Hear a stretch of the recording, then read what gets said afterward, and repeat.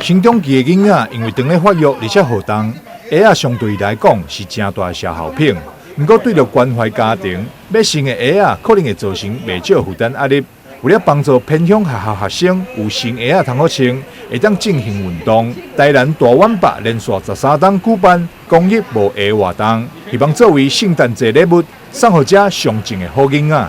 在圣诞节前夕，台南大圆柏举办第13届的“爸爸，我们一起向前冲”这个募鞋的活动。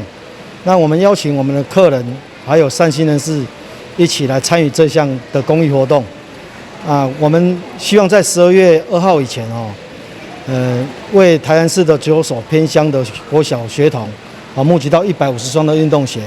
那作为他们的圣诞节礼物。会当收到这运动鞋当作礼物，也让7个国小的小朋友拢非常的欢喜，向台南大碗北表示感谢。谢谢大圆柏公司捐助的鞋子，让我可以跑得更快。谢谢大圆柏捐给我们这些鞋子，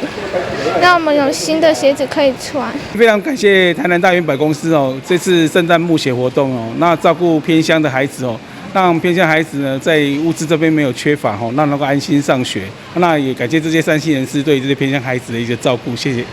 第13届跑吧，我们一起向前冲公益募鞋活动，目前已经募到75箱运动鞋，距离150箱的目标，还剩一半左右。台南大碗北呼吁爱心民众做伙响应这项有意义的活动，希望会当让7个国小、文山国小、北门国小、科寮国小、仁爱国小、建功国小、嘉义国小、大门国小、树林国小等9所国小的偏乡学童一个温馨的圣诞礼物。